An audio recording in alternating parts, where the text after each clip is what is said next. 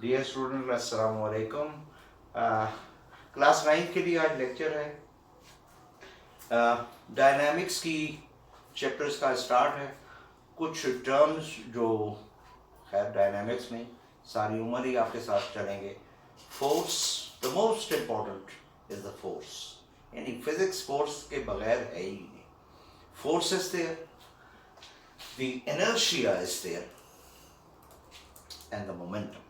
ये आपका पहला आर्टिकल है डायनामिक्स चैप्टर का। I will try to explain them in a way that you will like it. Force क्या है?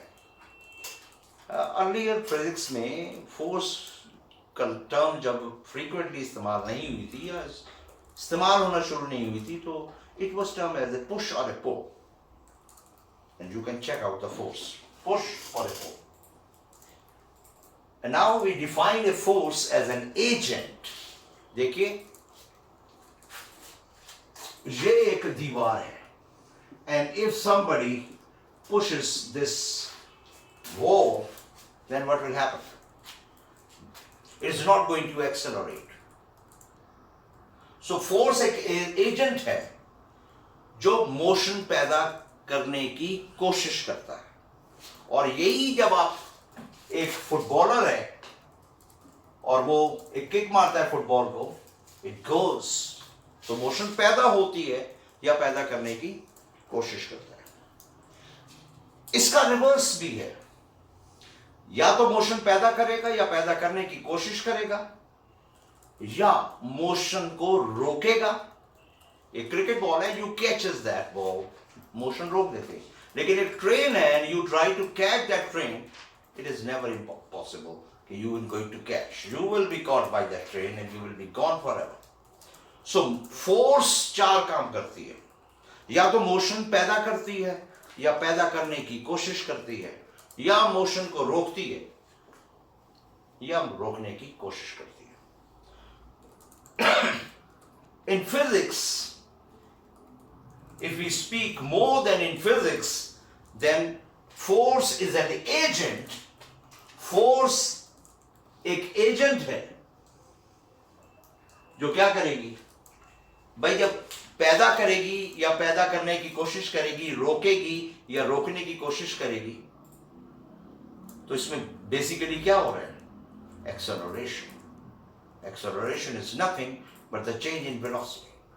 अगर दीवार खड़ी हुई और मैं इसको मूव करा दूं, तो there will be an acceleration जो मैं नहीं कर सकता. तो I try to accelerate the wall, और जब ट्रेन आती है मैं रोकने की कोशिश करता हूं. It never happens like this. तो या एक्सेलरेशन पैदा करेगी या पैदा करने की कोशिश करेगी.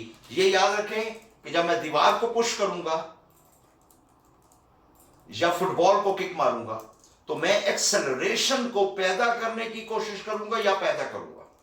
और जब क्रिकेट बॉल आएगी तो मैं एक्सेलरेशन तो पैदा करूंगा, लेकिन उस एक्सेलरेशन का नाम नेगेटिव एक्सेलरेशन, डिसेलरेशन या रिटार्डेशन. टर्म एक्सेलरेशन एक ही है, लेकिन वो जब पॉजिटिव हो तो उसको हम जनरली एक्सेलरेशन कहते हैं, और नेगेटिव हो तो रिटार्डेशन कहते हैं. Basic physics is the acceleration which is positive और नेगेटिव. तो जब ट्रेन आती है हम उसको रोकने की कोशिश करते हैं, तो एक्चुअली रोकने की कोशिश नहीं कर रहे, डिसेलरेट करने की कोशिश कर रहे हैं. क्रिकेट बॉल आती है तो मैं इसको पकड़ लेता हूं, I am able to decelerate that. तो फिर वाइडर डेफिनेशन क्या हुई कि फोर्स एक ऐसी एजेंट है जो कि एक्सेलरेशन को पैदा करती है या पैदा करने की कोशिश करती है, या फिर इस एक्सेलरेशन को अगर आपने मजीद एलिब्रेट करना है तो डिसेलरेशन पैदा करती है या डिसेलरेशन पैदा करने की कोशिश करती है. The unit of force is Newton. After the Newton, क्योंकि सारा उनका फोर्स के ऊपर बहुत ज्यादा काम था. Newton's laws of motion are there, the first law of motion, the second law of motion, the third law of motion. आज वो दिन नहीं है, इंशाल्लाह वो लास्ट का अलग आर्टिकल है, उसको पढ़ेंगे. So force is an agent which produces or tend to produce acceleration, or force is an agent which produces or tend to produce retardation. फिर मैं कहूंगा ये रिटार्डेशन और एक्सेलरेशन एक ही टर्म है, पॉजिटिव और negative. Inertia is a beautiful word, इसको हम मजीद एक्सप्लेन कर सकते हैं। What is inertia? जरा कंसंट्रेट कीजिएगा। जब भी एक बॉडी रेस्ट में हो और आप उसको रेस्ट की स्टेट को चेंज करना चाहें, मतलब अगर रेस्ट में और उसको मोशन में लाना चाहें, तो ये चेंज ऑफ स्टेट है। The body will resist. That resistance और that magnitude of the resistance is the inertia.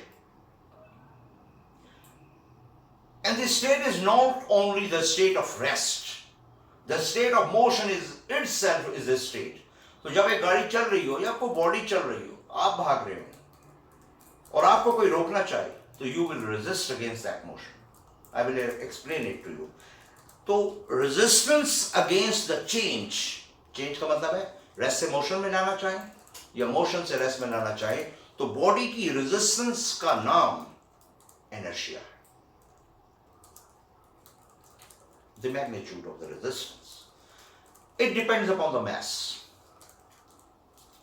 मतलब एक क्रिकेट बॉल आ रही है और वो मोशन में है और आप उसको कैच कर लेते हैं, चेंज इन स्टेट, मोशन से रेस्ट में, तो आपके हाथों पे वो इंपैक्ट महसूस नहीं होगा कि जो ट्रेन आ रही होगी और आप उसको कैच करना चाहेंगे। वही दो स्पीड से cricket ball 120 kilometre per hour और एक 120 किलोमीटर आवर से बस आ रही हो, तो आप उसको कैच करना चाहें ना, जरा बताइए क्या होगा? इस mass is bigger, so you feel more inertia, वो ज्यादा रेजिस्ट करेगी against the change. Cricket ball को आप कैच कर लेंगे लेकिन बस को आप कैच नहीं कर सकते। इसी तरह रेस्ट में क्या है, एक क्रिकेट बॉल ग्राउंड में पड़ी हुई है, आप उसको उठाते हैं and you pick it up, क्या उसमें इनर्शिया था? यस, लेकिन आपने ओवरकम कर लिया because you are capable enough to uplift the ball. लेकिन वही रोड रोलर जो वहां पड़ा हुआ है ग्राउंड में और आप उसको लिफ्ट करना चाहे रेस्ट से मोशन में, it be far difficult for you because of the mass. तो ये याद रखिएगा, inertia of a body depends upon the mass. हमारी प्रैक्टिकल लाइफ में आपकी किताब में तो एक दो एग्जाम्पल हैं, और वो दो एग्जाम्पल जो दिए वो एक्चुअली एक ही एग्जाम्पल है। क्या है दिया हुआ है? ग्लास है, ग्लास के ऊपर एक कार्ड है हार्ड किस्म का, उसके ऊपर एक कॉइन पड़ा हुआ है। If you remove the coin very quickly the coin will drop, if you remove the card very quickly the coin will drop into the glass. और इसी तरह अगर आप सिक्कों की एक ऊंची लाइन बना लें और तेज से कागज के ऊपर से खींचें, तो कागज नीचे से खींच जाएगा और वो कॉइन वहीं पर स्टे करेंगे। ये दो एग्जाम्पल है। मेरी नज़र में as a teacher of physics ये एग्जाम्पल्स बहुत ही सादी और बहुत ही छोटी हैं। गौर से सुनिएगा, कुछ एग्जाम्पल मैं आपके गोश गुजार करता हूँ। याद रखिएगा, inertia is resistance against change.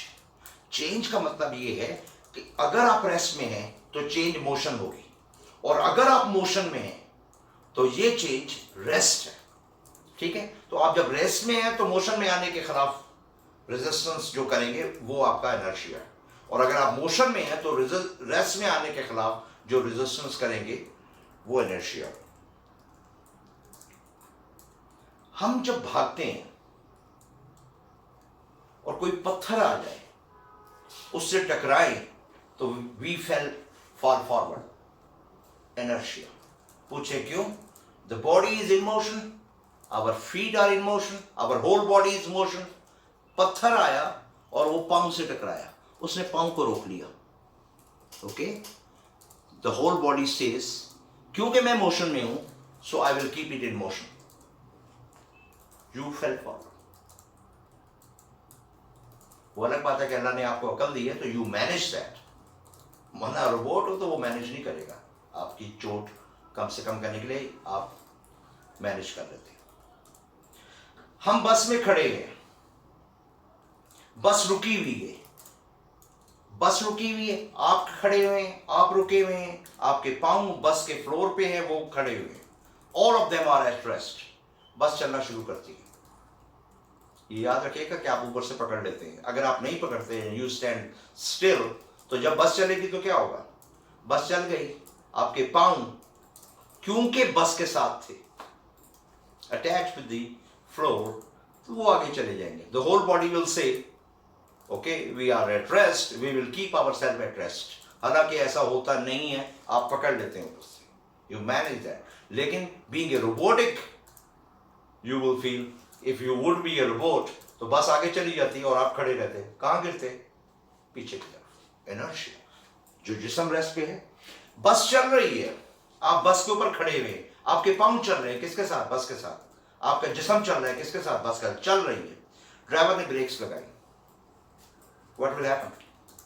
बस रुक गई. बस चलना चाहती थी, अगर आप मुझसे कहें बस भी तो चलना चाहती थी, वो क्यों रुकी? ड्राइवर ने ब्रेक्स लगाई. Force to stop. और अगर आप ना भी फोर्स करें, तो अगर आप एक बॉल को फेंके कुछ देर बाद रुक जाती है. क्यों जी रुक जाती है? इनर्शिया है, चलना है तो चलती रहे. फ्रिक्शन रोकती है उसको, वो उसके खिलाफ मज़ामत करती है. लेकिन आखिर का तो बस में इंजन है, उसने ब्रेक लगाई, बस रुक गई. और क्या रुका? आपके पाँव रुक गए. क्यों? वो फ्लोर के साथ इन कांटेक्ट थे. अपर बॉडी मोशन में थी, उसने कहा मैं मोशन में रहूंगी. इनर्शिया. क्या होगा? यू विल फॉल फॉरवर्ड, मुंह के बल गिरेंगे. तो जब बस चल रही हो और रुके तो मुंह के बल गिरते हैं, और जब बस रुकी हो और चले तो आप पीछे की तरफ गिरते हैं. That's inertia. Today is Sunday and your mother says okay go and clean your carpet. जाइए बाहर और कारपेट साफ कीजिए. कारपेट को लटका दिया गया, एक डंडा आपको दे दिया गया. आप क्या करते हैं? आप डंडे से कारपेट को मारते हैं. And the mud, not the mud, the dust particles comes out. Inertia. अब आप मुझसे पूछेंगे ये इनर्शिया कहां से आया भाई? Very simple. The dust particles are within the carpet. वो कारपेट के अंदर है. जब आप कारपेट को स्टिक से मारते हैं तो कारपेट का वो पोर्शन या ओवरऑल थोड़ा सा कारपेट आगे की तरफ मूव करता है, बिकॉज वो रेस्ट में है, वो रेस्ट में रहना चाहता है, लेकिन डंडे की वजह से आगे चला जाता है. And the dust particle sleeping inside that carpet, it's a joke. वो कहते हैं okay we are at rest and we will remain at rest. हम क्योंकि रेस्ट में हैं, इनर्शिया की वजह से रेस्ट में रहेंगे. तो पार्टिकल्स के जो अंदर है कारपेट के, कारपेट आगे गया और ये पार्टिकल ने कहा हम तो सोते रहेंगे. They are detached. और ये आप you can see that, but you can not imagine before that this is due to inertia. अमरूद के दरख्त पे अमरूद लगे हुए हैं, और क्योंकि आपका हाथ नहीं पहुंचता तो आप उसकी एक शाख को पकड़ के you push it to and fro about this. इस तरह हिलाते हैं and the fruit fell down. क्यों? इनर्शिया. इनर्शिया ये है कि वो जो शाख है उसको आप हिलाते हैं तो अमरूद भी साथ हिलते हैं. रेस्ट में थे और रेस्ट में रहना चाहते थे, आपने उनके इनर्शिया को ब्रेक किया, so they are detached from the branch. वो सोना चाहते थे, शाख हिल रही थी, detached from the this. So these are the examples from the daily life. There are some more examples, and you must think about this inertia. Inertia is the resistance against change. Cycle पे note करें. चले अमरूद अगर आप नहीं तोड़ सकते, cycle पे नोट करें. You are moving along with the cycle. What happens? जब आप ब्रेक्स लगाते हैं अगले या पिछले, whatever is the case, आप बहुत तेज जा रहे हैं, क्या होगा जी? Your upper body bends down. इसी तरह कार में भी है. Why? साइकिल पे जा रहे हैं, आपके पाँव पैडल के साथ है, आपका this part is along with the seat और अपर पार्ट हवा में है. All of the parts are in motion. जो ही ब्रेक्स लगी, पाँव और this portion was in the rest में. ऊपर पोर्शन कहता है I am in motion, I will keep my motion. वो अलग बात है कि आपके हाथ आपकी बॉडी को रोकते हैं, वरना आपका मुंह आगे लग सकता है. That's the example of inertia. And last is the momentum.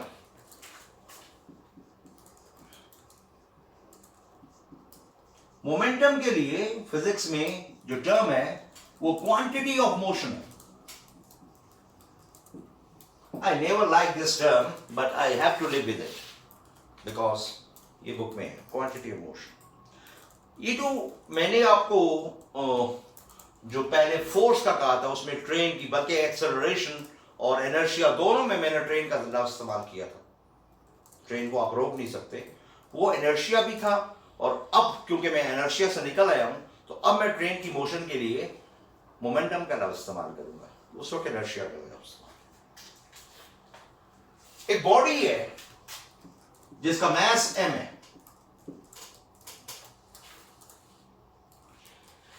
इसका मोमेंटम क्या होगा? इसका मोमेंटम फिजिक्स में p product of mass into velocity. p is m into v. Product of mass into velocity is the momentum, which is generally termed as the quantity of motion. Unit देखना चाहें, इसकी unit देखना चाहें तो very simple, kg metre per second. kg metre per second is the unit of momentum. वैसे एक और भी खूबसूरत चीज है, ये देखें, यूनिट ऑफ मोमेंटम वो क्या है? kg metre per second. ये आपकी बुक में kg मीटर पर सेकेंड है. If you play with that, अगर आप इसके साथ खेलें तो बहुत मजा आएगा. कैसे खेल सकते हैं? देखिए, एक फिजिक्स में एक टर्म है एक्सेलरेशन. इसकी यूनिट है metre per second square. And this metre per second is the velocity.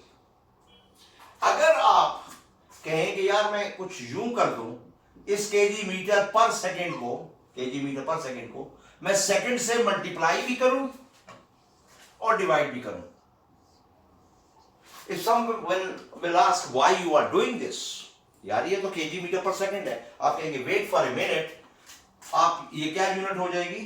This unit will be kg metre per second square dot second. kg metre per second square dot second. आप कहेंगे now this is acceleration. और ये याद रखें, खैर ये अभी मैंने क्योंकि पढ़ाया नहीं है आपको, ये आपके पास kg एक और रिलेशन है फिजिक्स में, F is equal to ma. ये रख ले, अभी शायद आपके काम आ जाए. Metre per second square is Newton, जो पिछले मैंने बताया था फोर्स की यूनिट. तो kg metre per second is Newton and second. तो आप kg metre per second square is Newton, क्योंकि मैंने इस पे जोर इसलिए नहीं दे रहा कि ये अभी आपके पास न्यूटन को मैंने पूरा डिफाइन नहीं किया kg metre per second square में. तो जिन बच्चों में कैपेबिलिटी है इसको पिक करने की, they can pick it. So momentum is newton second, momentum is kg metre per second also. एक चीज और बताऊंगा कि ये जो आपके पास यूनिट है, sorry not unit, momentum is the product of mass into velocity. Quantity of motion, product of mass into velocity. Momentum किस पे डिपेंड करेगा? दो चीजों पे. Number one, the mass, and number two is the speed or velocity. The greater is the mass, the greater is the momentum. The greater is this velocity, the greater is the momentum. लेकिन ये याद रखिएगा कि दोनों को change नहीं करना. जब मैं mass को देखूंगा तो v को कांस्टेंट रखूंगा, और जब मैं v को देखूंगा तो mass को कांस्टेंट रखूंगा. तब मैं बेहतर समझ सकता हूं कि किसी एक के बढ़ाने से मोमेंटम कैसे बदलता है. मैं आपको एक छोटी सी एग्जांपल दूंगा, उसके बाद इजाजत चाहूंगा. मोमेंटम मास पे कैसे डिपेंड करता है? जब मैं मास की डिपेंडेंस देखूंगा तो मुझे स्पीड सेम रखनी पड़ेगी. यानी I am changing the mass but I am changing my speed the same. Speed same होगी, मास चेंज होगा. क्या लेंगे जी? एक शोएब अख्तर की ball bowled by 150 kilometre per hour, और एक train moving with 150 kilometre per hour. ये ट्रेन भी 150 से मूव कर रही है, शोएब अख्तर की बॉल भी 150 किलोमीटर से मूव कर रही है, वेलोसिटी इज द सेम। अब बॉल का मास कम है और ट्रेन का मास ज्यादा है, तो किसका मोमेंटम ज्यादा होगा? डेफिनेटली ट्रेन का मोमेंटम ज्यादा होगा। इसीलिए 150 किलोमीटर से आती हुई ट्रेन को आप कैच नहीं कर सकते, लेकिन 150 किलोमीटर पर आवर से आती हुई बॉल को आप कैच कर सकते हैं। Momentum of the body depends upon the mass, not depend upon the mass, it is directly proportional to the mass. The greater is the mass, the greater is the, तो जब भी आप दो चीजों को देखना चाहें तो एक को फिक्स किया करें और दूसरे को वैरी किया करें। ये दोनों अगर चेंज होगी simultaneously, you will be unable to determine कि किसके ज्यादा बढ़ने से क्या ज्यादा बढ़ रहा है। वैसे तो मैथमेटिक्स का बहुत सिंपल कानून है, क्योंकि ये ऊपर है तो डायरेक्टली है, जब नीचे होती है तो इनवर्सली है, लेकिन फिर भी एज ए साइंटिस्ट आपको वेरिएंस में एक को वेरी करें, दूसरे को फिक्स रखें। That is the basic principle of the science maths की।